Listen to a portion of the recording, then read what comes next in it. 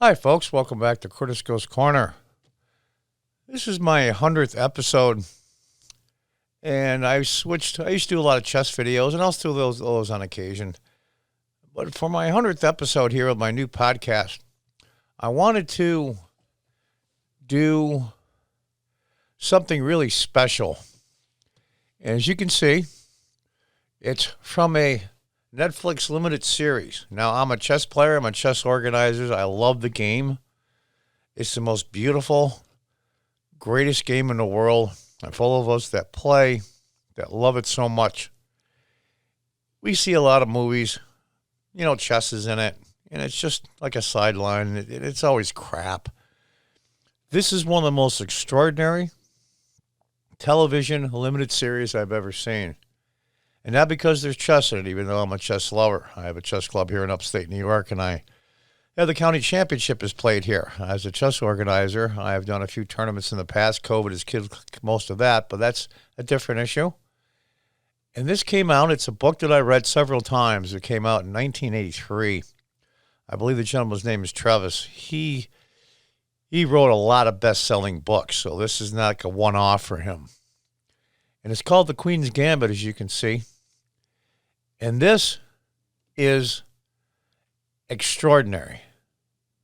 Not just, the chess is amazingly good. It gives you a feel of what it's really like to be involved in tournaments. And especially at the world-class level, you're going to see her and the other world-class players, what it's really like in a lot of ways. It opens up the game, and I understand there's millions of people now. Chess sets are selling out, and I think that's a good thing. I'll leave a link in the description to the nonprofit chess site that I use, but there's tons of others. ICC, Play Chess, Fritz, Chess24, you name them. There's a lot of them out there. I'll leave the free.org one in the description. You can sign up.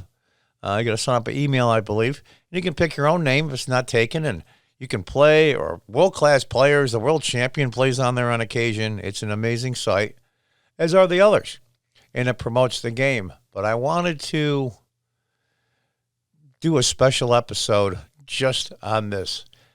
It's so amazingly well produced. My God, the writing, the casting, the production of it.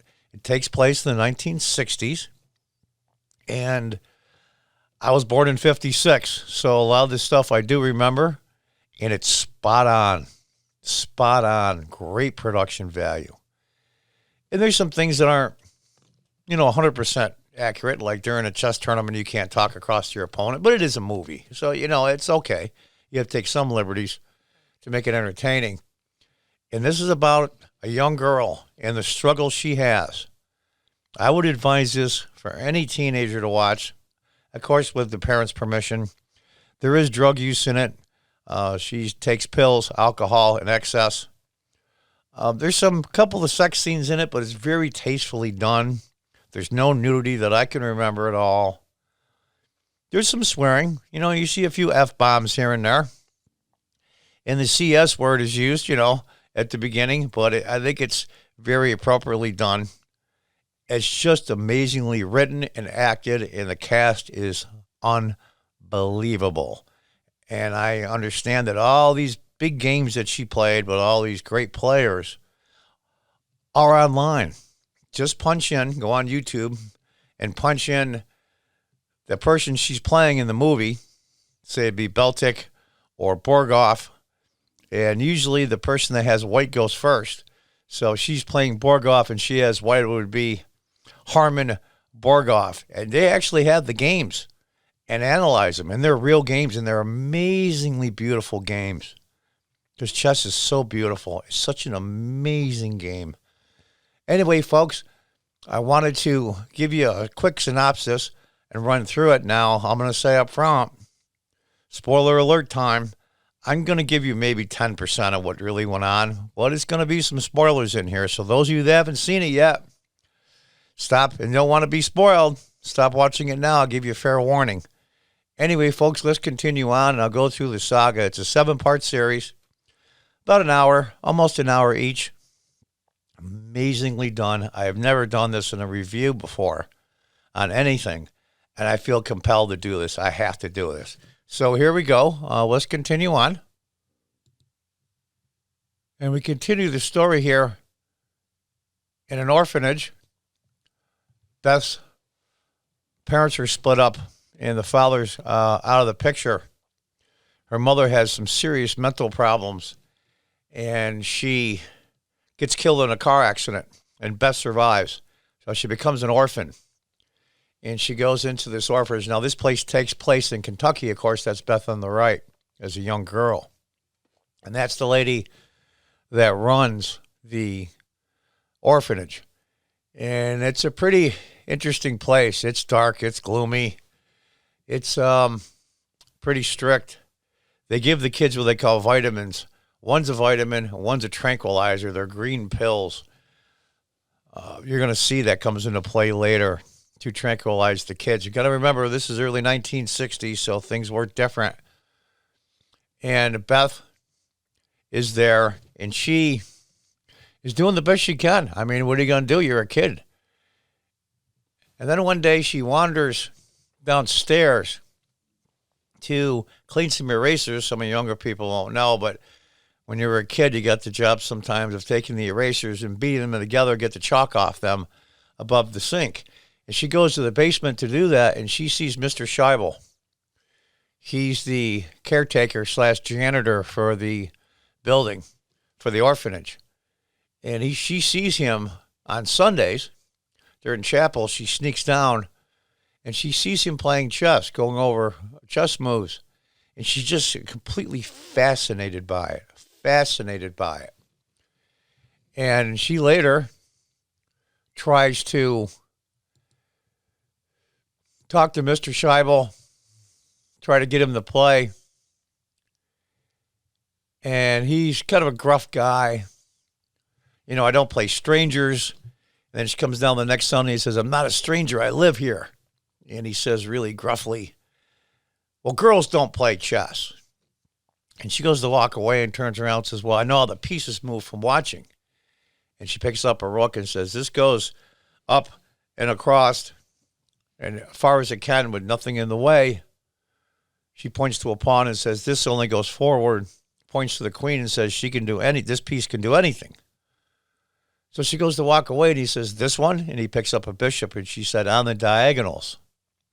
He points to the knight, and she says, diagonal one straight. And he's like really impressed. And just by watching through the hole in the walls, doing the eraser, she picked all this up. So he asked her to play a game, and she's a little hesitant. He says, now or never. And they start to play. And, of course, he tricks her, not tricks her because they're a four-move scholar's mate and that kind of thing. But over time, and it's not that long of a time, she develops unbelievably strong player. It's one of those gifted students, one of those prodigies that you hear about.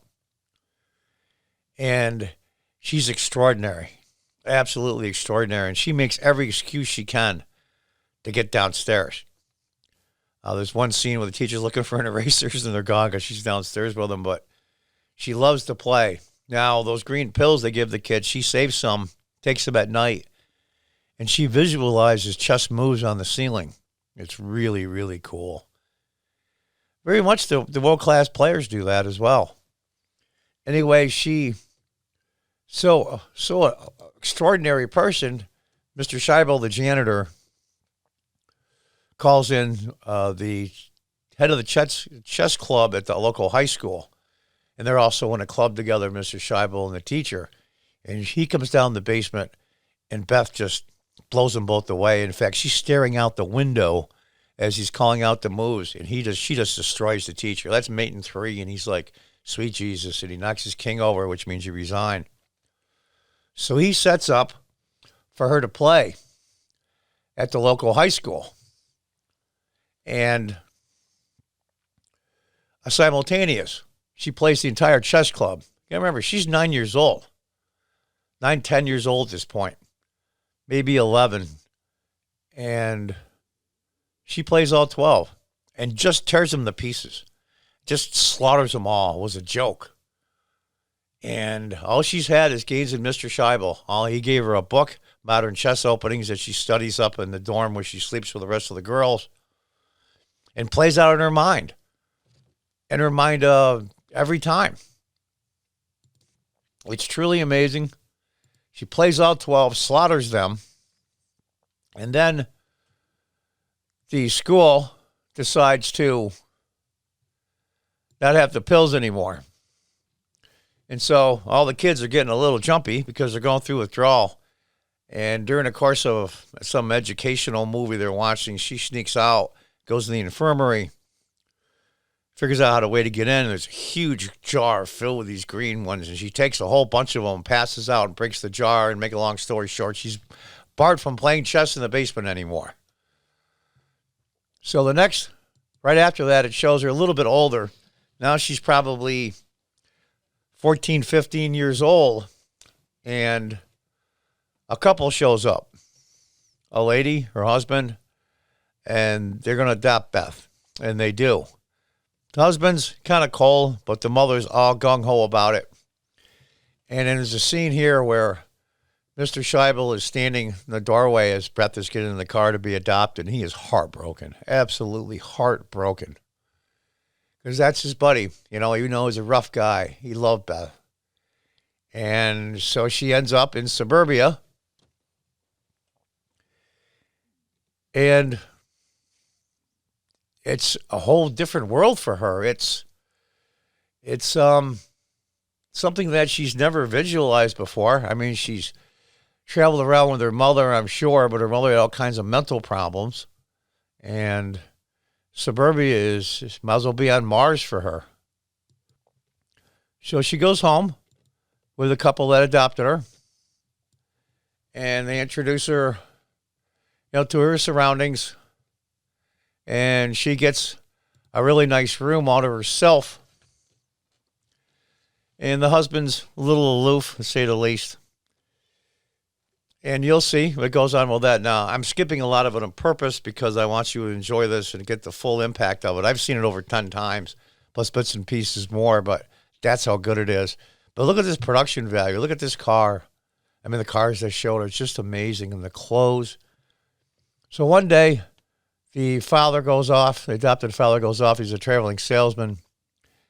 And the adopted mother sends Beth down the drugstore to pick up some cigarettes, which I used to do when I was a kid, too, with a mother's note. That's the way it was back then. And she finds Chess Review magazine.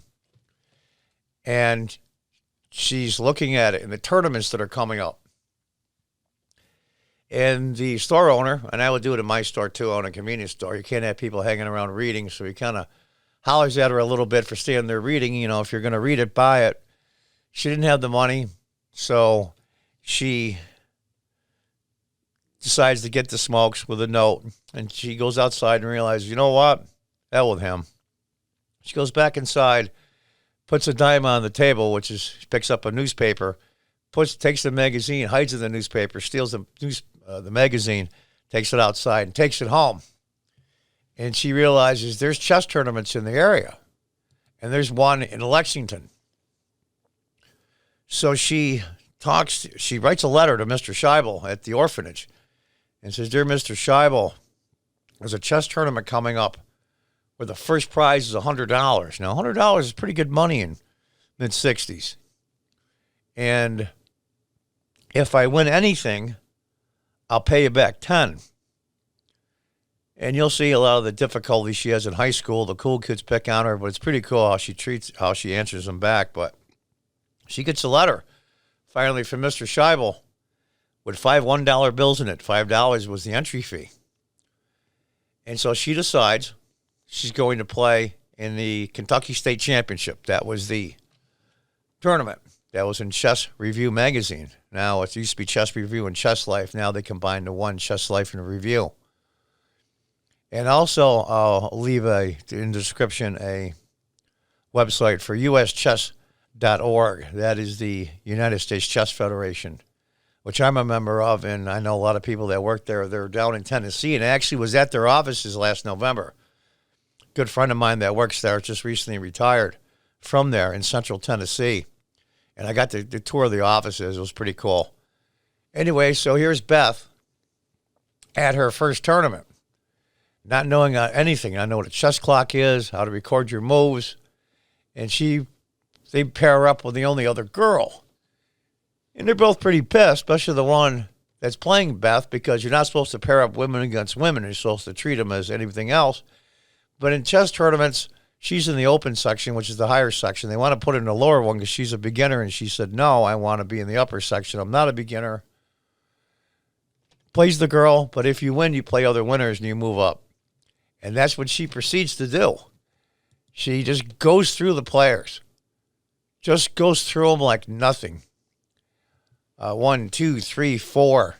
And at the end plays the Kentucky State champion. Beltic's his name. And that game is actually online. It's a pretty nice game.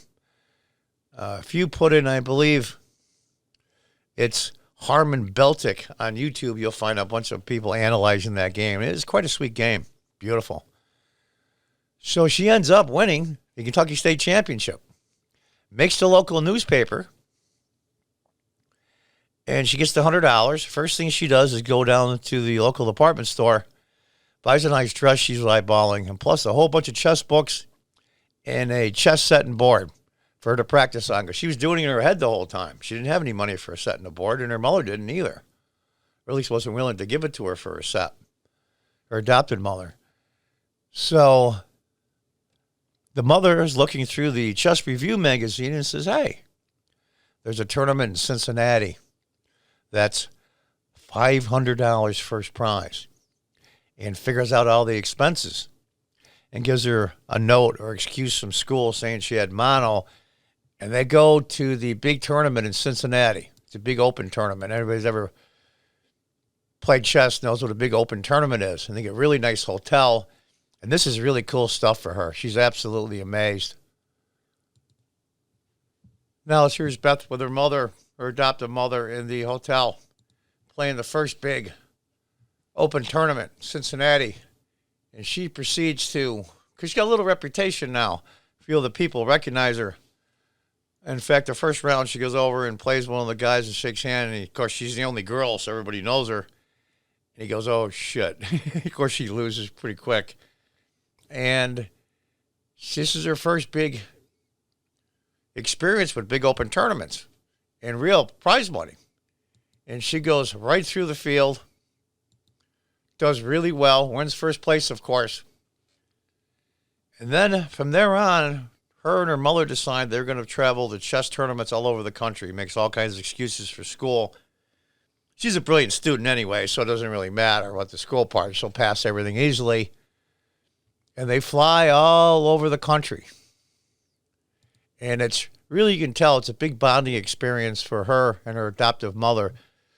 Now, the adopted father is basically gone out of the picture. He called his wife and said he's been indefinitely detained, which means that's the way she expressed. He's not coming back. So she's not going to see him again. But you will see him later in the movie, and I'm not going to spoil that part for you.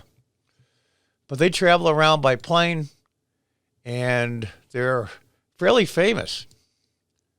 And in fact, she ends up being interviewed by Life magazine after all that crisscrossing the country in planes. And it's all about her being a girl, and she doesn't like it. And you can see here, this is the Life magazine article. And the interviewer for Life magazine was a real ass, the woman. You'll see. And then she ends up at the U.S. Championships in Las Vegas. And this is basically her nemesis in the United States is Benny Watts, who is one of the most gifted players since Paul Morphy, if those of you to follow chess, according to the movie anyway. And she doesn't like him because he's pretty arrogant, but she's stubborn. He explains to her in a game she played against Belgium in the Kentucky Championship, there's certain things she shouldn't have done, and she doesn't want to accept it and finds out later he was right. And so she's stubborn.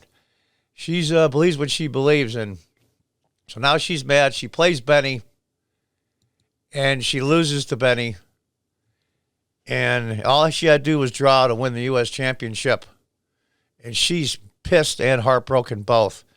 And this is her mother consoling her her adoptive mother. And she's pretty pissed, and she's pretty brutal to her mother as well. But that's mother's trying to show her losing's part of life. I've lost. And Bev said, I bet you have, and walks away. But so she ends up being invited to a tournament as a U.S. champion in Mexico City. And you see here, that's a Berghoff. And she's down there with her mother. And she plays Berghoff. And it's doesn't work out too well. It's her first time ever playing him. And she falls kind of for a trap. Many of chess people, it's a Rusalimo. And he ends up just methodically just destroying her. She was totally upset. She takes losing very badly. And she goes up to her room, and you'll see a tragic thing happens. And it completely throws her for a loop. Huge tragedy in her life. And she goes on a binge for a while. Just goes on a drinking binge.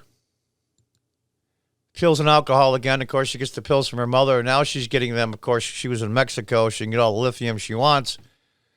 And booze. And Harry Beltic, the guy that you see here, shows up at her house and helps her train for her upcoming match. She has to go to Paris. And he does the best she can. But before that, she plays in the U.S. Championships. Again.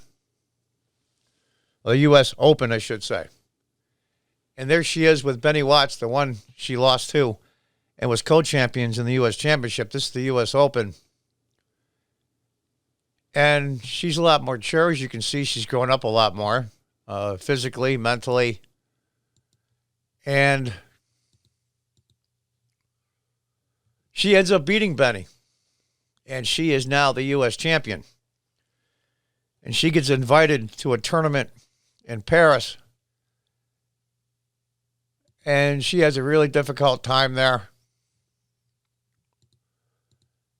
Really difficult time. After the U.S. Open, she trains a little bit in New York. You can see her here there with Benny. They get together,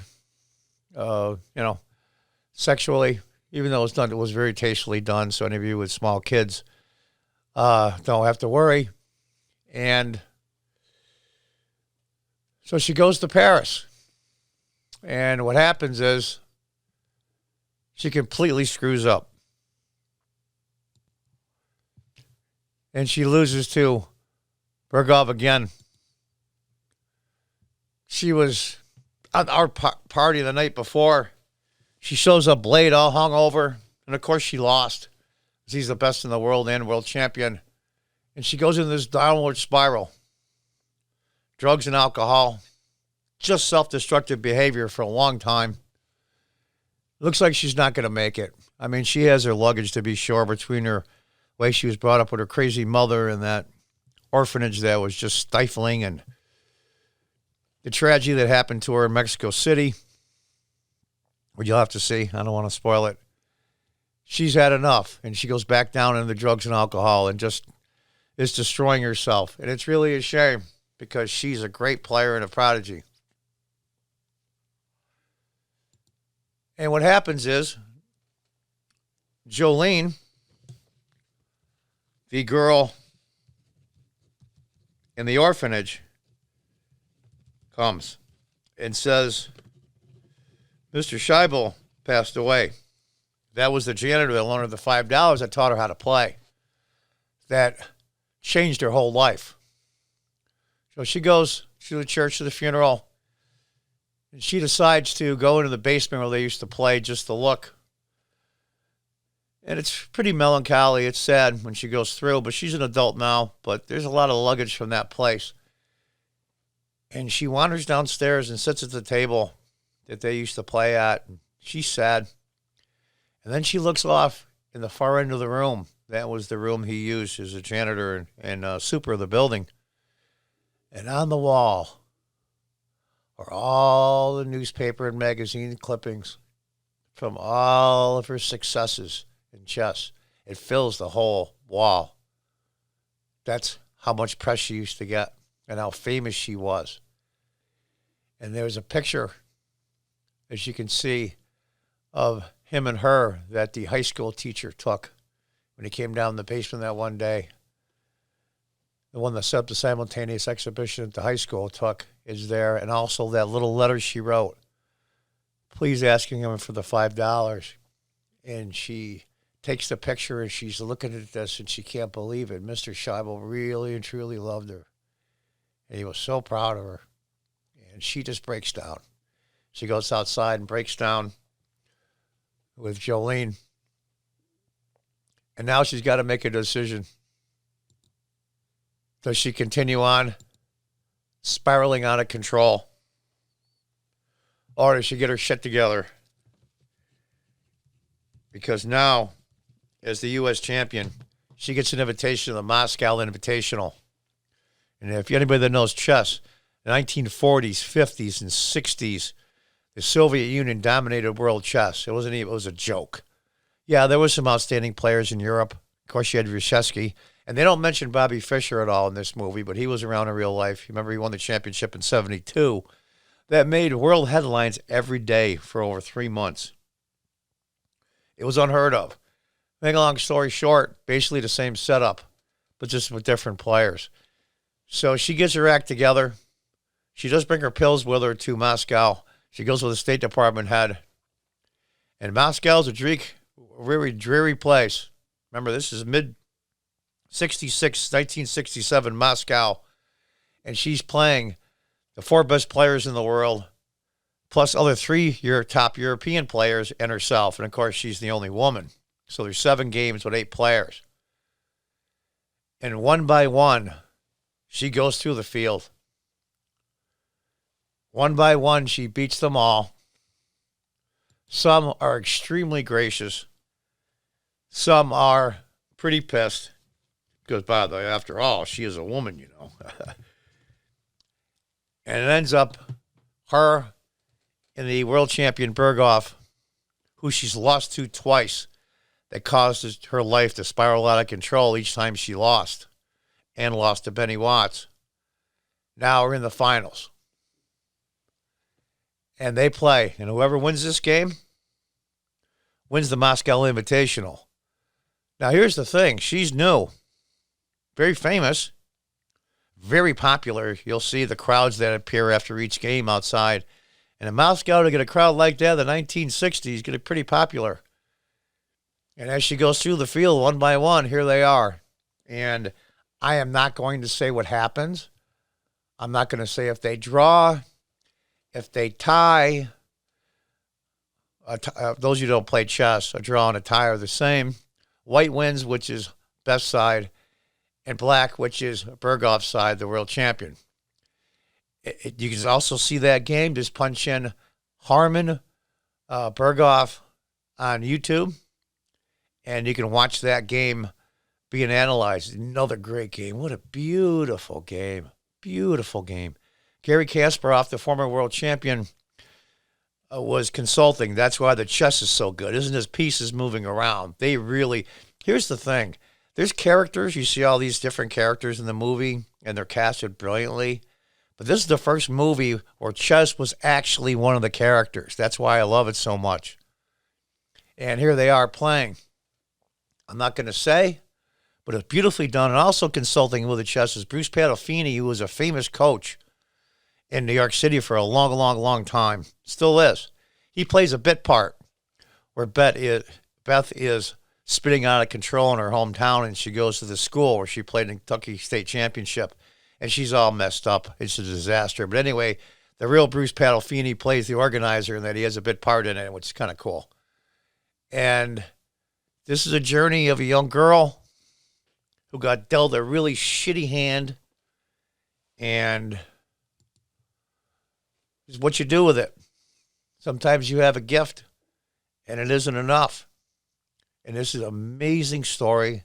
It's incredibly well written. I invite anybody that has children, make sure they're a little bit older, they do have a warning in the corner. Smoking, drug substances, and sexual. There's no nudity or anything. It's tastefully done. And there's some strong language. I mean, I'm not gonna lie. But it's amazingly well done and well put together. It was going to be a movie a few years back that Keith Ledger wanted to do, but unfortunately he died, and so it got stopped. Netflix picked up the rights and made it into a 7-part series, which I'm grateful to, instead of a 2.5 hour movie. It's amazingly done. I invite anybody that likes to see stories of people that are up against all kinds of obstacles. You would love it. And to all chess people, this is the first time, folks, that chess has been a character in a movie and is done beautifully. Believe me, I've been waiting a long time for something like this. So that's it, folks. That's my review of the Chess Gambit. Maybe a little long-winded, but I wanted to give it justice. And I'll probably watch it right after I do this video. Again, different parts, because I skip around now because I've seen it so many times. But you won't be disappointed. You might be disappointed in my review, but you certainly won't be disappointed in the Queen's Gambit. And this is the first time ever that I've ever reviewed a movie or TV series, or even propped it up to be one of the best I've ever seen ever. So until next time, folks, like I usually say in my other videos, goodbye and good luck. And let me add, watch the Queen's Gambit. Take care, folks. Bye-bye.